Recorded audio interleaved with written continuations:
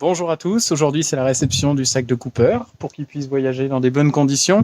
Ça a été assez difficile de trouver une solution, j'avais envisagé éventuellement une valise latérale réaménagée et puis au final je me suis rendu compte que c'était pas forcément super confortable pour lui et il y avait d'autres contraintes qui rentraient en compte, on pourra y aborder ce point plus tard si vous le souhaitez. Mais aujourd'hui, j'ai trouvé cette solution, cette alternative qui s'appelle Baxter, qui est un sac qui s'appelle Baxter Puppy, précisément adapté pour l'usage, c'est-à-dire de voyager avec son animal de compagnie. Je vais vous montrer tout de suite à quoi ça ressemble plus en détail. Donc ce sac Baxter, il est livré seul. Vous devez commander avec ça donc un support de fixation universel que vous pouvez attacher directement à votre cadre de part et d'autre. Ce sac, il est relativement imposant, il représente 30 litres de volume. Aujourd'hui, Cooper rentre largement dedans. Vous avez des poches latérales et de nombreuses aérations pour pouvoir justement permettre de ne pas mettre l'animal dans une situation de sauna. Et vous avez donc une petite ouverture sur le haut qui lui permet d'avoir accès à l'extérieur, juste de quoi faire passer sa tête, il ne peut pas s'échapper.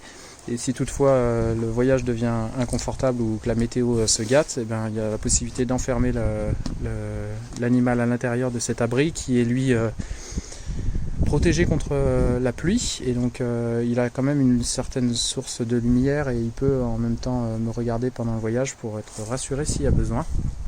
Il y a des aérations à l'arrière également et à l'avant qui sont aujourd'hui ouverts de cette manière-ci. Donc c'est fixé par un système d'aimant, c'est assez bien pensé. Je ne sais pas ce que ça donnera sur le long terme, mais voilà. Au niveau du support de fixation, bon, c'est assez basique à poser. Globalement, après pour faire le plein, vous avez juste à déclipser à ce niveau-là.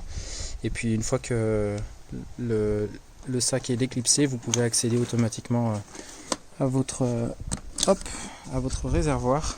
Hop. Et voilà comment ça se présente.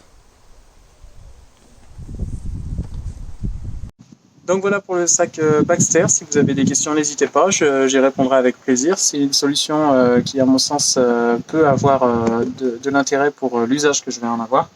Il y a eu d'autres solutions qui sont proposées sur le marché. Malheureusement, elles ne sont pas forcément adaptables sur les valises latérales de SW Motec, mais je pense que c'est aussi intéressant d'avoir l'animal devant de manière à pouvoir contrôler son ressenti et de savoir rassurer que le voyage se passe bien de son côté.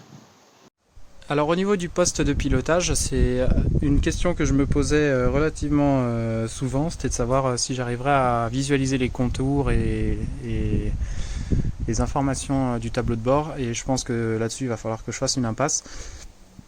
Avec la tête de l'animal, ça risque d'être très compliqué, mais bon, j'aurai quand même le contrôle sur le GPS, qui sera quand même une indication de valeur sûre pour le voyage.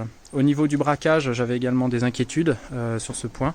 Effectivement, ça bloque un petit peu avec le sac, mais ça reste relativement souple et c'est très rare quand je suis en butée, quand j'arrive en butée, sauf quand je suis en tout terrain. Mais globalement, ça risque pas de poser problème pour les longs trajets.